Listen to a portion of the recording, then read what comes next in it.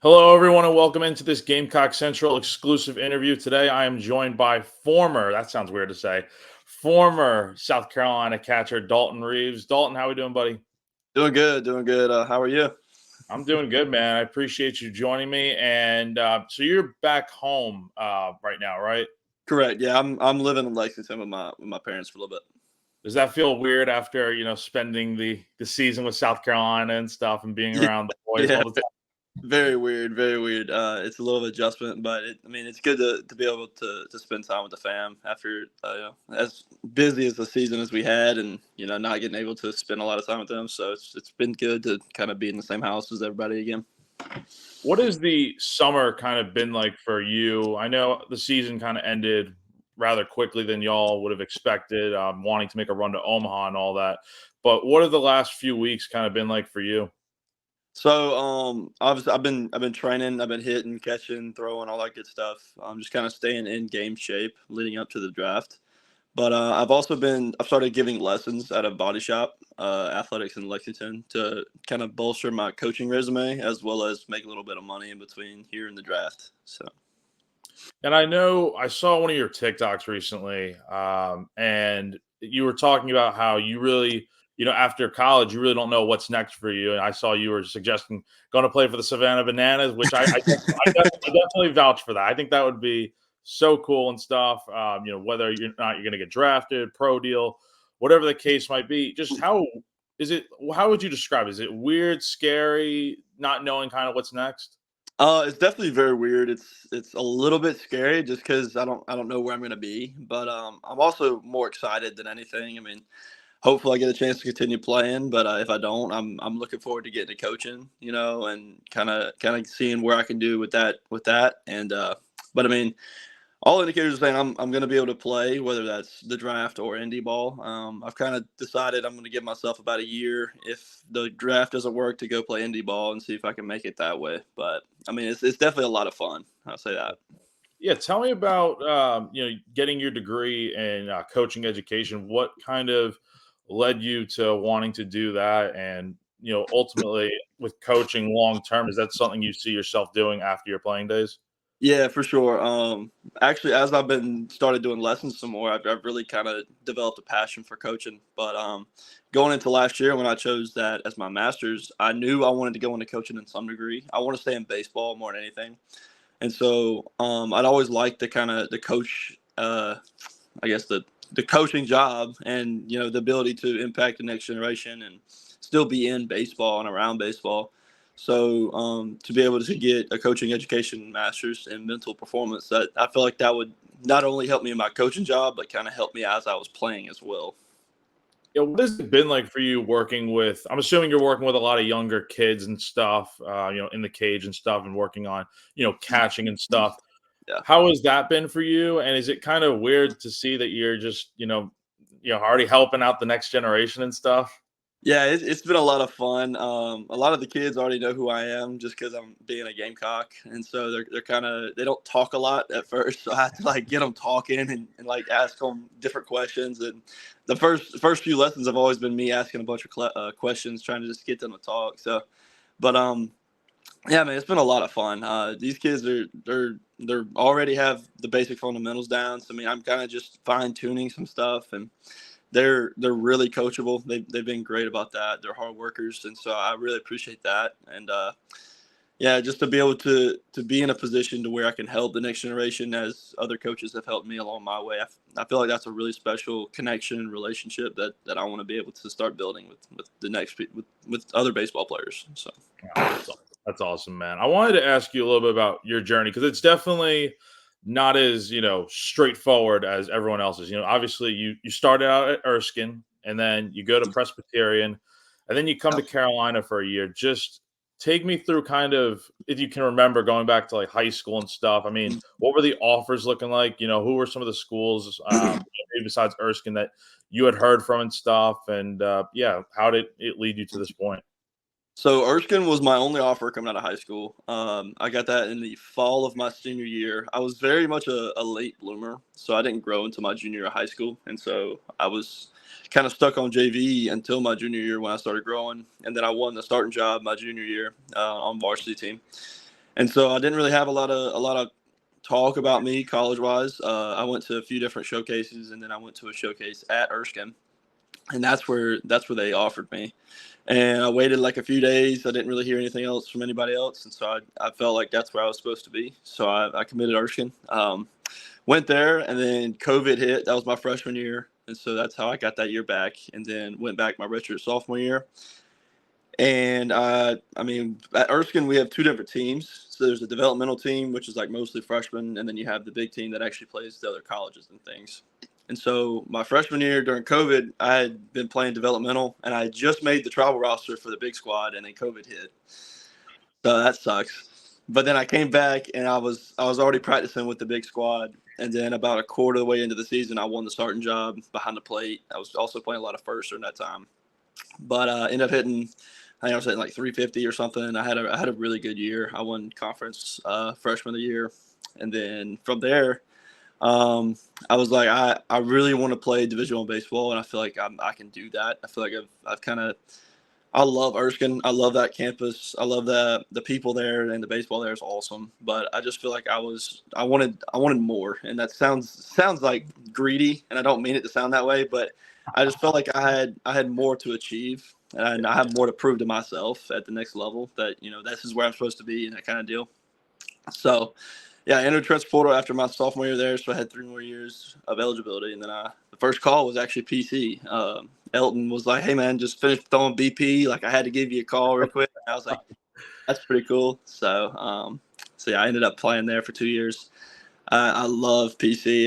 That'll always be a special place in my heart. The brothers that formed there, and the relationships I have with the coaching staff. It really turned me into who I am today. And I would not be as good a hitter as I am if I hadn't been at PC. And so going into my senior year of fall at PC, I entered the grad portal, and the grad portal a little different. You can still play for your current school while you're in it, which is a little weird. So I was already committed to South Carolina when I was playing South Carolina. So that was weird, but that was cool. So yeah, I mean, when South Carolina offered me, I mean, that was pretty much a no-brainer. I was diehard Gamecock growing up. I always dreamed of wearing the pinstripes and Founders on a Friday night, and to be able to actually achieve that and to do that multiple times this season was really special. And I'll always cherish my time as a Gamecock. And it sucks that it's over. I wish I had another year. I would definitely be back. But I mean, I can't say enough about the coaching staff there and the brothers that I formed, and Billy and Corey that always kept us in shape. And yeah, I mean, the amount of time I spent with Moose and Bakes, just the catchers alone, I mean, that was some of the most fun times of my life. And so to be able to say I was a Gamecock, and we made a run, and I had a pretty good year, but I mean, the biggest thing I'll remember is everything that went on in the locker room, the bus trips, the hotels. I mean, that was where it was really special. I mean, we were a really close-knit group of guys, and we made a lot of memories together off the baseball field just as much as on. Yeah, you kind of came into the fold, kind of, I don't want to say out of nowhere for Carolina this year, but obviously the game against Presbyterian, I think everyone talks about that game where you're facing your former team. Kingston gives you the start, and you hit 2 homers, and really from there, like at any rest of the year, I think you were starting, almost every game, and Yep. at the DH spot primarily, but. How cool was it for one to have that game against Presbyterian, and then also just what was the rest of the season like for you from a growth standpoint of being able to play every day and earn your spot? Yeah, well, I mean, the biggest thing I would say from there was I feel like the time that I sat at the beginning kind of taught me a few things about myself. I mean, it taught me that it doesn't really matter like what your situation you're in. I'm still going to be who I am. I still came in every day. I worked hard. I got after it in the lifts. Just trying to be the best teammate I can be as well, to try to contribute in any kind of situation I can. And so I feel like while I was biding my time and kind of still progressing and getting better, I feel like I was still having a blast. Like I was like, hey man, I'm in Founders. I'm in these different ballparks that I've never played in before, and not even playing, I was having the time of my life. And so when I got the nod against PC, that just felt like a God thing. Like that was such such a special moment. I mean, my whole family was there, and to get my first start as a Gamecock against my former team, that had to be a God thing in my opinion. And so, I mean, I can't really say much, and all glory to him. I mean, I feel like he kind of took over that night, and I performed in a high manner, and we were able to win that game. And that was actually a shootout. I remember. Yeah, that game was crazy. That game was like 17-12 or something. Like, oh, it felt like a football game. Yeah, literally. I was going to ask you, and this is going to be a tougher question to answer. So, if you had to pick a favorite from this year, what was the cooler moment? The 2-homer game against PC or playing against your brother? Probably playing against my brother. That's something I've always wanted to do while I was in college. I mean, we've played with each other throughout the summers and growing up, but I wanted to be able to play against him. And now, I mean, PC played Citadel like 4 times this year. I don't know how that happened the year I leave, but I mean, to be able to play against him and to start against him, that's something I'll remember and for a very long time. That was awesome. Definitely. What was kind of the adjustment like? Was there a big adjustment going from PC to Carolina and, facing SEC pitching and stuff? And how did you kind of handle it? Yeah, there was definitely an adjustment. I mean, at PC, at mid majors, you have a few guys that throw hard and a few guys that have good stuff. But here at the ACC, I mean, it's everybody. Everybody's good. Everybody has 2, 3, 4 pitches that they can get you out with. And so the adjustment was kind of, these guys throw hard, but they're also not throwing the ball straight. There's no such thing as a straight fastball really in the SEC, and the ball's moving this way, that way, up, down. I mean. So I spent countless hours with Monty and Joey in the cage, kind of make that adjustment, and I definitely struggled in the fall to adjust to that and seeing that kind of level pitching every day.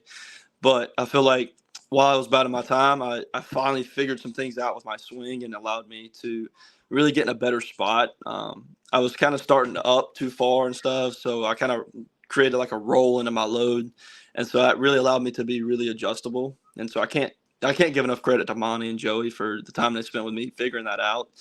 And so, I mean, there was definitely adjustment, but I feel like it was more kind of the same kind of like they're not creating new pitches, like it's still going to be fastball, changeup, slider, curveball. It's such a different slider, changeup, fastball, curveball that it just took a few months of work to make that adjustment. And so, but I got to a place where I felt really comfortable. So. Definitely. Wanted to ask you mentioned him before, talking a little bit about Moose here, Cole Messina, and obviously you've worked with him probably just about as much as anyone else this season, being behind the plate with him. Obviously his draft projections, I don't know where they're at right now, but he's probably going to go in the first 2 rounds on Sunday in the MLB Draft. There's someone vouching for him here. What can you say about the way he works, and what did you see from him that's going to make him a really solid catcher at the next level? I mean, the biggest thing I could say is Moose is a leader, man. I mean, he knows how to get in the guys' heads and figure out how they're thinking so that he can really help them in whatever situation they're in. I mean, he's a guy that loves to have fun. He's a hard worker, and he's really just a genuine dude. What you see is what you get. I mean, he's a man of character. And so I can't say enough about him. I mean, he really kind of, even though he's younger than me, he took me under his wing a little bit. And I mean, I grew as a catcher significantly just because I was working with Moose. I mean, he's an absolute unit back there. I mean, in my opinion, the best catcher in America this year, college-wise. And so I think he's going to be a real asset to any organization that picks him up. And I feel like he's just getting started. He has a lot of potential still in there to try and tweak a few things or do this or that. And so I think he's going to be a quick mover, in my opinion. And so he's an awesome man. I mean, I can't say enough about him. I love Moose. He's a good dude, and he really kind of turned me into the kind of catcher and the kind of dude I am. So Now, speaking of you, obviously you don't really know what's going to happen this week with the draft and stuff, but I do have to ask, have you had any conversations with any pro teams or anything like that so far? yeah, I've had a little bit of contact. I have a couple teams that have reached out to me, and I've been submitted by a couple of those teams as well. And so I'm on some boards, and I've kind of heard like later rounds or free agent deals. So, I'm not really expecting much. I just want an opportunity. The money, I know I'm not going to get a lot of money, but I just want to be able to say that, I'm going to play pro ball somewhere, and I just need an opportunity. Yeah, definitely. And kind of what do you feel like has been what have you been kind of working on specifically during these last few weeks? I know I've seen on some of your TikToks you've been swinging a wood bat and stuff, and Yep. how much of a difference is swinging a wood bat, I guess, versus a composite metal bat? Yeah, I mean, it really is a big difference. It's a lot smaller sweet spot, so you got to be a lot more precise in your swing, or it's not going to feel very good. So, but I mean, I've been trying to swing wood every day. I've really kind of cleaned up my catching a little bit. I'm throwing to bases and that kind of deal. But I've never really stopped hitting. I gave myself like a week off of catching just because I was so tired. But I've picked it up. Pretty much catching every day now. I'm hitting every day, throwing every day. So I really feel like I'm in a good spot going into the draft, and to be able to leave the draft hopefully and go play somewhere. I saw you working out at Planet Fitness on TikTok. What's up with that, man? Why not the facilities? Well, I mean, I'm about 25 minutes away from the facility, and I'm That's doing my true. lessons over here. And so it just for that particular instance, I just went down to Planet Fitness. Oh man, is it comparable to Founders Park facilities or no? Oh no. How often are you at Founders and stuff? Because I'll see some of the guys are like still there hitting and stuff. I mean, I'm sure you're one of the guys that are still out there and stuff, right? Yeah, for sure. I'm there probably 3, 4, even 5 days a week. Getting treatment for my shoulder, my throwing shoulder and stuff. Just trying to keep everything healthy, and getting some treatment for my legs and that kind of deal. And then also, I mean, I'll lift there when I can and take swings there for sure.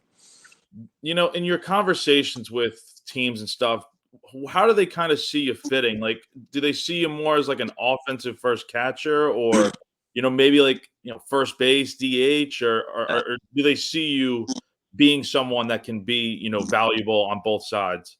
Yeah, I mean, from what I hear, I mean, they recognize that I'm obviously 6'5" and I'm left-handed, so they definitely see the offensive side first. But I mean, I feel like I've proved that I can catch at a high level as well, and I definitely talking to some teams. I mean, they see me as a catcher, but then they also see me as potentially a guy that could play first or even a corner outfield spot, just so they can, try and get the bat in the lineup some. So, I mean, at this point, I mean, I'll learn whatever I need to. You throw me in the outfield, I might look stupid, but I'll do my best to make every play. I just want opportunity and want a chance to play every day. So. Now, when's the last time you played outfield now? Oh man, that's probably like 9U baseball. Oh my And the god. funny thing is, I think I ran in on a ball and then got burnt. And the next play, my dad took me out. Oh man, you gotta take your first step back. That's the key. Exactly. Oh my gosh. Kind of with this season and stuff. I mean, like we've talked about it a bunch now. The numbers really do speak for themselves. I mean, 11 homers, 34 ribbies. I mean, you batted right around 300. I mean, just from an offensive perspective, what can you say about your game and what you saw in yourself this season? I mean, I feel like I kind of obviously I didn't play for most of the year. So I mean, in my 119, 120 at bats, I mean, I feel like I had a really good year considering, and I feel like if I had played those other games, I could have been that much better. But I mean, I feel like I produced a good enough amount to get into an organization. I feel like 11 home runs through 120 at bats is pretty solid numbers. Um, I feel like I'm a guy that can put bunts down, can move runners, can sack flies out the outfield when needed, and I also feel like I have a really good eye at the plate. Even though maybe a strikeout walk ratio don't really show it very much, but I feel like I'm a very disciplined and very comfortable hitter. And especially going down the stretch, I got really locked in, and I was really, really connecting to where I need to be and the pitches I need to swing at and that kind of deal. And as well as catching, man. I mean, I feel like I'm able to lead the team on the field in a very, high manner. I feel like I'm the quarterback out there, and I feel like I can really handle a pitching staff to be able to call my own games and that kind of deal. That's something I've done in the past. And, I'm very comfortable, getting to know all the pitching staff and, their ins and outs of their game and how to get them to click. And so I'm really looking forward to that part of pro ball, is just being able to kind of control my game and, call my own game and get to know those guys and how they want to throw and that kind of deal. So Who's the toughest guy you had to catch this season? toughest guy, probably Gainey. Yeah. Oh my gosh. Probably Gainey. Yeah. He's disgusting. What makes him tough? Just the high rising fastball, the energy. What's the deal? The energy, the whippiness of his windup, where he like goes that real high leg kick. Oh yeah, whips the arm around and I mean he's throwing 94 and it's going all over the place. So, but I mean he's a lot of fun to catch, but he's also really difficult to catch just because for the most part he knows where it's going. he can pretty much put it where he wants. But, occasionally you have that one that rides up a little bit or the one that rides in. And so I had a few thumbs from him where they just busted my thumb once or twice. But, I mean, he was a lot of fun, and I love his energy, man. He was a lot of fun to catch, but he's definitely one of the more difficult guys. For sure. What have you kind of been focusing on, working on over the last few weeks, leading up to draft prep and stuff? Like, what's kind of been the key focus for you? Yeah, I mean, the biggest thing kind of for me catching wise, I've been trying to clean up my framing and my receiving a little bit, just trying to get that clean and, in one motion.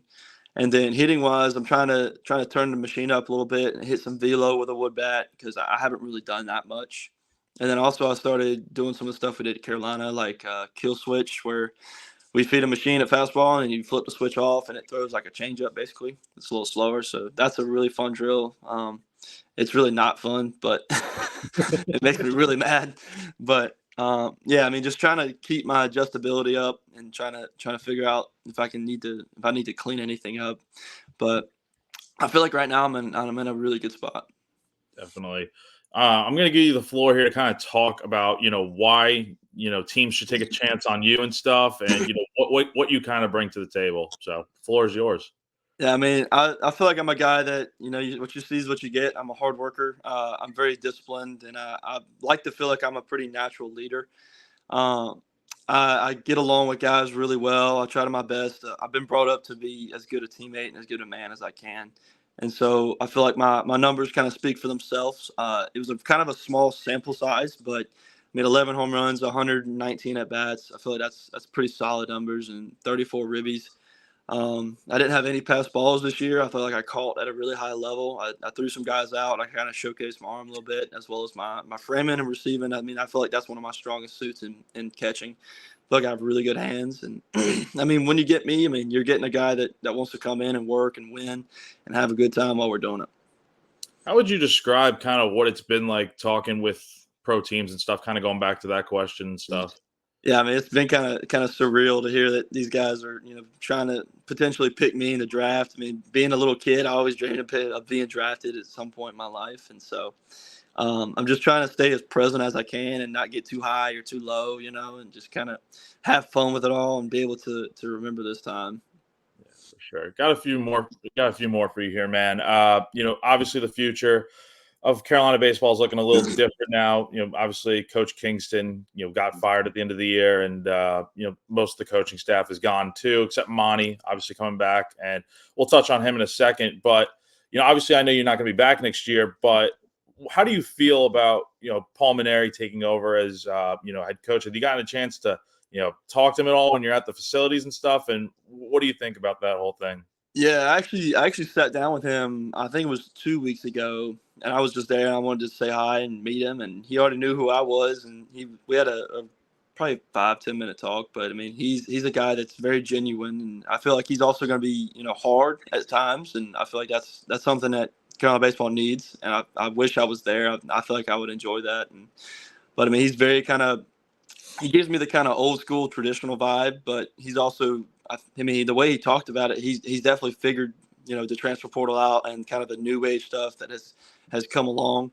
So I mean, I feel like it's gonna be a really good season for them in the next few years. And I mean, Paul Mainieri, he's a winner. He's won at multiple different schools, and I think being here and bringing his staff with him, I mean, it's gonna be really fun to watch. I feel like, I mean, they're he said it himself. I mean, he's not looking to make a 5-year plan. Like, he's looking to win like this year. Like, that was something that really stuck out to me. Like, he's not trying to rebuild the program, which all the players know we're not in a rebuild. Like, there's plenty of talent at Carolina right now. And so I think they're going to make a really, really good run in the next few years, if not next year. So, How important do you feel like it was for South Carolina to bring back Monty? I mean, what can you say about him? And just, I know all the players really love him, and I'll let you speak to it. But just like I said, I mean, how big was it for South Carolina to keep him on staff? yeah, I mean, Monty's the glue that keeps the whole team together, man. I mean, he's such a relationship driven coach that he's worrying about what's your family doing, how's your family doing, like what are you doing outside of baseball. He's that kind of coach where he's more worried about you as a person than you as a player, which that is something that I really appreciated in a coach. He's very genuine, but he's also very straightforward. He tells you what you need to hear, not what you want to hear. And I think that's a thing that a lot of the players like really appreciate about him, is that he's very honest. He's not going to really sugarcoat anything, but then he's also going to help you figure out solutions and figure out ways to do stuff. And the man is absolute genius hitting wise. I mean, he told me about 6 different things in my first BP session that cleaned up my swing immediately. It was kind of nuts. I mean, he literally looks at a guy and he knows exactly what to do. It's kind of insane. It's like a superpower or something. So, but I mean, Monty was a guy that we all knew. Like we wanted to have him back, and even though I'm not there, but I mean, Monty's the dude that Carolina needs. I mean, he knows everybody that's already there. I mean, he's done a really good job recruiting, and so I feel like with him back, that was a really big piece to keep the locker room where it's at. So Definitely. And obviously there's a good mix of, guys returning next year. A lot of the big pieces like Petrie and such are going to be returning, and obviously there's a lot of new guys coming in. As someone that has been through before, being the new guy on the team and stuff, what would your advice be to any of the transfers and newcomers coming into South Carolina? I mean, the biggest thing is just get in and get after it. Don't try and be the new loud cool guy or anything, but just hang around the guys, get to know everybody pretty quickly. I mean, all of them. I mean, we love to have a good time. I mean, it doesn't really matter whether it's your first day or your last day. I mean, they're gonna make sure you feel welcome, feel comfortable. You might get a little bit of this, or like they might say a few things, but I mean, it's just because you're the new guy. That's you see that everywhere in baseball. But I mean, I would get to know some of the guys, and find where you're gonna fit in the locker room. I mean, that's a locker room that has a lot of fun, no matter who you are, and we don't really care like as long as you're contributing or as long as you're rehabbing or whatever. As long as you're a part of the dudes, like you're a part of the dudes. I mean, it doesn't matter what you're doing, as long as you're having a good time and you're not kind of trying to bring everybody down. But I mean, if you got their back, they got yours. I mean, I can't say enough about the loyalty of those guys. I mean, it's a really fun environment. So get ready to have a lot of fun, but also come in and work your tail off. Definitely. Before I get you out of here, I want to ask you a few rapid fire questions that maybe will help you with teams wanting to draft you and stuff. But what was your favorite MLB team growing up? The Braves. The Braves. Favorite player? Yadier Molina. Okay, that makes sense. Favorite movie? Ooh, that's a tough one. I like Good Will Hunting with Yeah. I love that movie, and then like I'm a big war movie. Like I love like Fury and Hacksaw Ridge. I love those movies. Definitely. What is one hidden talent outside of baseball that you have that many may not know about? I'm actually pretty good at pickleball. I'm not gonna lie. I love playing pickleball. I haven't played in a little bit, so I probably suck now. But when I was playing like over break and in the fall, that's something I really love. Yeah, and maybe there's a pro pickleball league out there or something. But Exactly. yeah, what is? I know you've only been in Columbia for a year, but what has been your favorite restaurant to go to in Columbia? Ooh, favorite restaurant. Village Idiot Pizza is really good. We went there probably every week, at least once or twice. And then what's it called? It's like the barbecue buffet joint, not far from the field. Yeah, Something pig, I think. Something like yeah. It's that. Palmetto Pig, right? Yeah, that Yeah, place. yeah, definitely. Who is the funniest guy from the 2024 team? I know Oh, there's a lot of them. um, Probably Blake Jackson, if I had to say. I mean, that dude he'll get you laughing real quick, no matter who you are. Blake, and then if you get Blake and like Blake Talmadge and Cole going, that's a lot of fun. Who's the better TikToker on the team? Because I know Blake's got a good TikTok following as well. I mean, at the risk of sounding conceited or anything, I mean, nah, but Blake's a good dude. I mean, his following is awesome. Some of his stuff is really hilarious, and so I mean, I wouldn't really say like one's better or worse than anything, but I mean, that guy will make you laugh. Oh, for sure. What was I know it's hard to pick from a lot of them. It could be baseball or, off the field sort of stuff. What was your favorite memory from this season and this team? I would say maybe even like the night we got back from NC State, we kind of all spent one last night together. We were all in the same house, just kind of hanging out for a long time, and we had a lot of good talks that night. That was a lot of fun, even though it was the end of our season, so we were kind of sad, but we just kind of talked about the whole season together and had a good time. I would say a lot of our baseball tailgates in the fall too. Those were a lot of fun. A lot of cornhole being played. A lot of smack talk along with cornhole. But I mean, the football environment was a lot of fun and something I hadn't had anywhere else. So to be able to go there and everybody's there, everybody's having fun, eating good food and being able to go into an environment like Williams-Brice, that was really special, really special. That's all I got for you, man. Where can the people, watching this eventually find you on social media? I know you got Instagram, TikTok, Twitter, all that sort of stuff. So do you want to plug in your handles and stuff? Feel free. Yeah, I mean, my Instagram's JDReeve32, and then TikTok is just Dalton.Reeves, and I think my Twitter is JDR_5. I'm looking at that. It's J Dalton Reeves. Oh, it's J Dalton Reeves now. That's right. I changed it. That's a little easier. Yeah, J Dalton Reeves. Yeah, and if you guys want hitting, catching, fielding lessons, this is your guy to go to.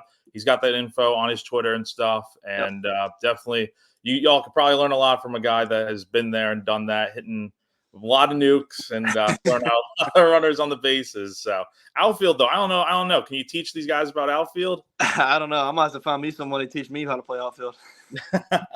Well, Dalton, I appreciate your time, man, and best of luck moving forward. And really enjoying what you've done this year, and looking forward to what's next. Thank you, sir. Thank you, sir. All right, appreciate it. Thank you guys for tuning in. That's going to do it, and have a great rest of your day.